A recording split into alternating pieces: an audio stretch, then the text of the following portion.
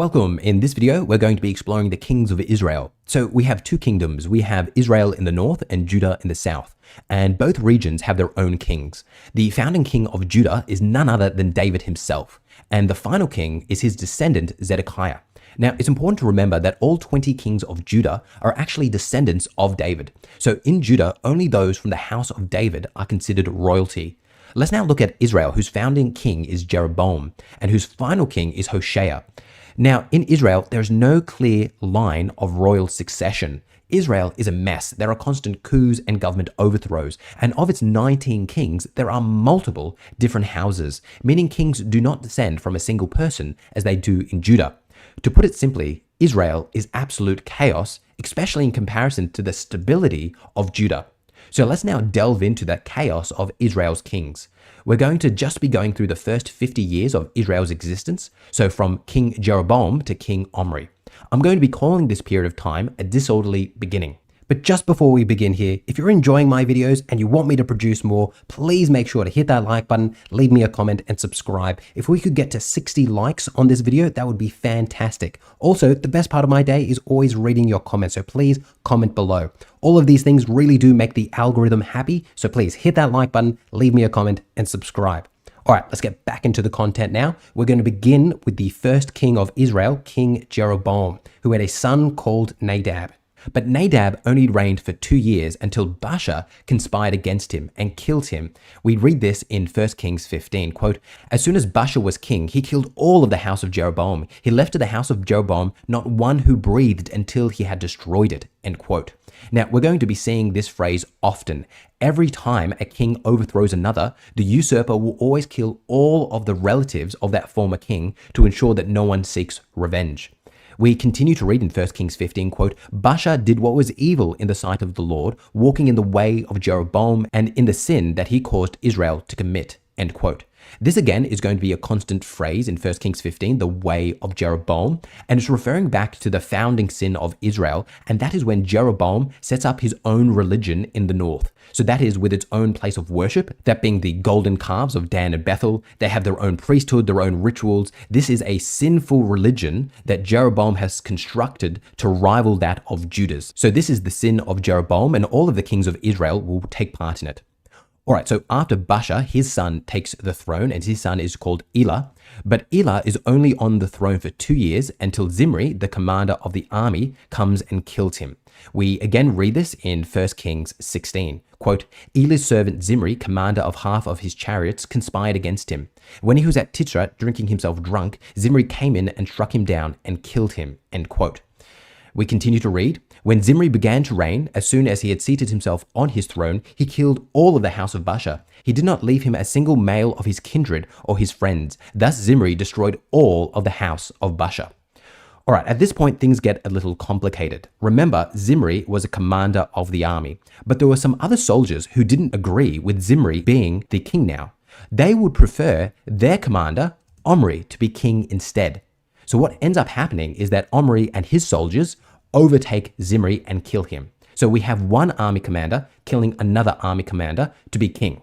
A little chaotic, but let's stay with me here as we read 1 Kings 16. Quote, "Zimri reigned 7 days in Titra." So let's just stop there for a moment. Zimri was only king for 7 days until Omri and his people overtake him. We continue to read, quote, "When the troops who were encamped heard it, said, 'Zimri has conspired, and he has killed the king.' Therefore all of Israel made Omri, the commander of the army, king over Israel that day in the camp," end quote. Again, just to summarize this really quickly. So Zimri overthrew Elah, but then what happens is that some soldiers hear this and decide they would prefer their army commander, Omri, to be king instead. So they go and they kill Zimri. So this is what we read next. Omri and his soldiers go and kill Zimri. Quote, "When Zimri saw that the city was taken, he went into the citadel of the king's house. He burnt down the king's house over himself with fire and died," end quote. So Zimri, obviously not wanting to fight Omri, just decides to burn his house over himself to kill himself because he sees Omri coming. All right, let's now continue on. And as you can imagine, things continue to get confusing because now Omri is king. But what ends up happening is that a man contests Omri's position as king, and this man is called Tibni. And what we read in the text is that For a period of time, Israel is split as to who the actual king is. Some people think Omri is the king, and some people think Tibni is the king. So we have an almost civil war over who the king of Israel is. Is it Omri or is it Tibni? Until, of course, Omri kills Tibni, and now Omri is the clear king.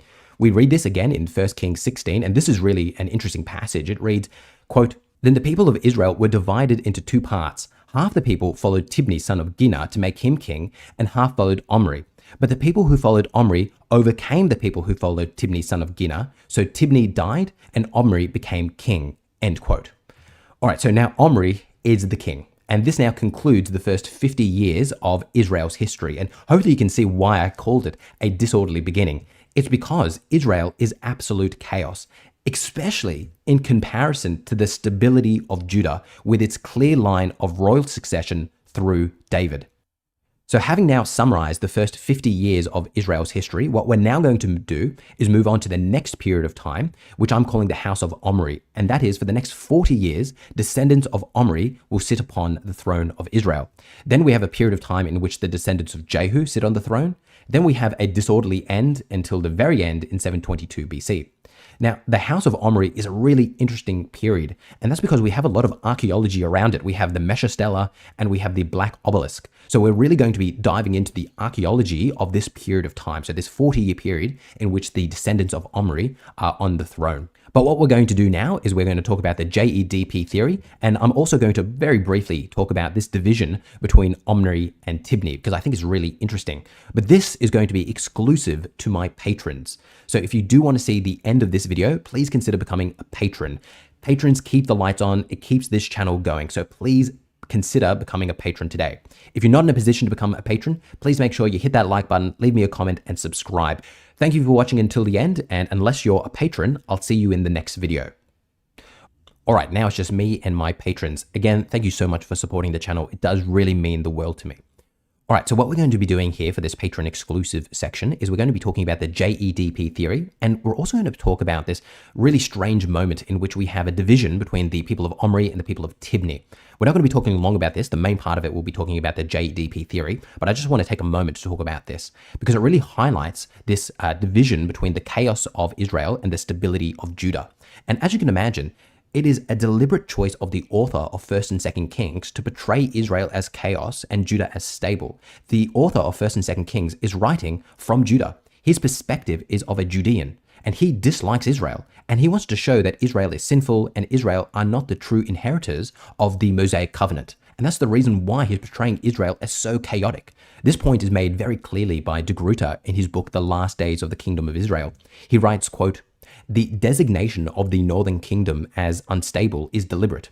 Of the 20 kings, one half are irregular or illegitimate successors: Jeroboam, Baasha, Zimri, Timni, Omri, Jehu, Shalem, Menahum, Pekah, Hoshea." De Gruyter then draws our attention to this story of when Omri and Tibni are both rivals to the king, and we have this division within Israel. The reason why this story is there is to highlight the instability of Israel. Because as you're reading through 1 Kings, what you do realize is that this story does stand out because Tibni doesn't even succeed Omri. Why was this story even put in there? It was put in there because the author wants to portray Israel as chaotic. And this is what de Gruyter notes. He writes, "The rival kingdom of Tibni has no reason to exist and sounds strange. It deliberately gets no regal evaluation formula, and yet it might still have been historical. However, the reference to Tibni emphasizes the Bezo continuo of the chaos, disorientation, and ungovernability of the north." End quote. All right, so that's where we're going to leave our discussion on that issue. What we're now going to dedicate the rest of this time to is exploring the JEDP theory. So let's begin. But before we begin, can I just remind everyone that this is speculation. Nothing here is absolute fact. So as we talk about the documentary hypothesis, I really do encourage you to have a high level of skepticism. All right, with that being said, let's dive into it. So we've previously discussed the J source. It most likely arose in the south of the kingdom, and actually it probably arose before the split between the north and south, but it still came about from the south, so near Jerusalem. Now, the next major event that happened was the split between the south and the north. So now we have Israel in the north And what scholars think happened here is that the northern people wanted to create their own stories, and that's where we get the E source coming from. People from the north wanting to construct their own narrative to rival that of Judah's. So let's put D and P to the side here for a moment. Let's remember that J stands for the Yahwist and E stands for the Elohist, and this is their preferred names of God. So the Yahwist source likes to call God Yahweh, and the Elohist source likes to call God Elohim. Let's now read more about how the Elohist source came to be. Quote, when Solomon died and the nation split into the northern kingdom, which called itself just plain Israel, and the southern kingdom called Judah, the northerners needed a revised version of the traditions, one that would not glorify Jerusalem and the kings of Judah so much. Another author writes, quote, scholars suggest that the Elohist project is reformist, originating to support the act of secession from the Davidic kingdom by the 10 northern tribes, a revolution led by Jeroboam I, end quote. So what both of these authors are telling us is that E came about after the 10 northern tribes separated, and they needed to create their own stories to rival that of the J source. This author continues to write, quote, the Elohist is, by such reasoning, critical of the power excesses of the southern kingdom of Judah, disparaging of its priestly leadership of the Aaron-descended Zadokite line, eager to sketch forebears who resemble their own rebel king Jeroboam, and desirous of sponsoring decentralization of authority at a remove from Jerusalem, end quote. So a lot of important ideas here. So E dislikes the Aaron-descended Zadokite line of priests, which are found in the Jerusalem temple. They prefer their own priests who reside in Shiloh. And another important thing that this author is drawing our attention to is that E always wants to advocate the decentralization of worship. So worship shouldn't just be centered in Jerusalem, but it can take place anywhere. And again, that makes sense because the 10 northern tribes don't have access to Jerusalem. Now, the next major event in Israel's history is its fall in 722 BC at the hand of the Assyrians. And what scholars contend happened is once the northern tribe fell, some northerners took the E source and took it down into Judah. And this is where we have J and E being stitched together. As the following author writes, quote, these two accounts existed side by side as long as the two kingdoms lasted. When the north fell to the Assyrian army in 722 BC, the northerners who fled south carried their written Elohist source with them. The J and the E documents were then combined as one during the following century for the people who lived now only in Judah. End quote. And can I just remind you once again that this is speculation. There is no hard evidence that this actually happened, but a lot of scholars are going to contend that it did. All right, let's now talk about some of the stories we find in the E source. Perhaps the most famous is Genesis 22, the binding of Isaac. And let's take note of some elements here, that of sacrifice, of ritual, of an angel coming and communicating with Abraham not to do it. Let's now look at another story from the E source, and that is Jacob's ladder in Genesis 28. And again, let's take note of dreams and angels as well. The reason why I'm drawing your attention to these elements is because these are characteristic of the E source. As the following author writes, quote, Elohim is more remote than the Yahwist deity, more inclined to employ intermediaries like angels or dreams. Human beings respond appropriately. The Elohist reports with fear of God or reverence. The Elohist multiplies episodes where sons are endangered and specifies northern sites where memorial stones are established and simple worship can occur. Shechem, Bethel, Penuel. Another author writes the following, quote, the later Elohist presents God as an ethically more advanced and transcendent creator, and the earliest Yahwist presents God as a more primitive, limited, and anthropomorphic maker, end quote. Can we just pause here for a moment? This is often going to be the distinction that people are going to draw between the J and the E source. J is more primitive because it's older. E is later and therefore is a bit more advanced. It is more ethical, more transcendent. God is not portrayed as a human in the E source. Rather, he employs his intermediaries like angels to speak on his behalf instead of, as in J, where God is speaking face to face with man. Now, the next thing I want to talk about is the fact that many scholars doubt E actually existed. And the reason for that is because there's very few examples of E stories. As we've just gone through, I gave you 2 of them, but there actually isn't many more. As the following author writes, quote, "The Elohist source constitutes the non-P stories in which the name Elohim is used. Examples are sparse. As noted above, they include Abraham's deception of Abimelech, that Sarah was his sister, not his wife, Genesis 20, the sacrifice of Isaac, Genesis 22, the story of the midwives, Exodus 1, and the meeting between Moses and Jethro," end quote. So as you can see here, this isn't an extensive list, but there actually isn't that many examples of E, which leads many scholars to believe that it might not actually exist at all. Maybe it isn't JEDP, maybe it's just JDP. E might never have existed at all. This author continues to write, quote, "This list of stories is not exhaustive, but it indicates a central problem confronting the documentary hypothesis, the scarcity of material in the Pentateuch that can be attributed to the Elohist author." End quote. And this sentiment is shared by a lot of scholars.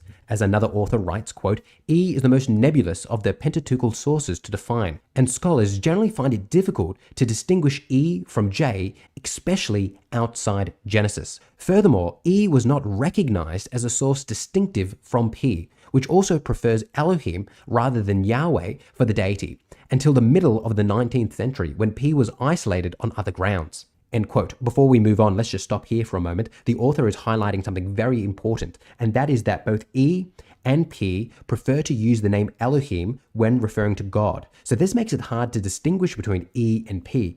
Let's also remember that E and P are both priestly sources. They both arise from priestly groups and thus share many similarities, which also means it's very hard to distinguish between E and P, and that's why their distinction didn't actually occur until the 19th century. All right, this author continues to write, quote, "Thus many have doubted E's existence independent from J. In any case, scholars who distinguish E from J commonly give E a northern geographic providence, Israel, and it is supposed that E was combined with J by a redactor sometime after the fall of Israel in 722-721 BCE, end quote. All right, before we move on, let's again just talk about this distinction between E and P, because I think it's important. So you got JEDP, and we've spoken about how we've got J in the south, E in the north. Let's put D to the side here for a moment and talk about P. P also arose from the south, specifically among the priests in Jerusalem. So that means both E and P were written by competing priestly groups. The P source arose from the Jerusalem priests in the temple, while the E source arose from the priests in Shiloh. Now, the Elohist priests claim to be descendants of Moses and usually are called Levites, while the priestly priests claim to be descended from Aaron and are often called Zadokites. So this is a really important thing to remember about the E and P source. That is, they both arise from priestly groups, and they both prefer to call God Elohim. And that's why it's so hard to distinguish between E and P. All right, that's where we're going to end our discussion on the JEDP theory. Hopefully you have enjoyed it. And can I again remind you that there's a lot of speculation here. Don't take any of this as absolute fact. It certainly isn't. Hopefully you have enjoyed it all. Thank you for being patrons. You really do keep this channel going. Thank you for watching until the end. And as always, I'll see you in the next one.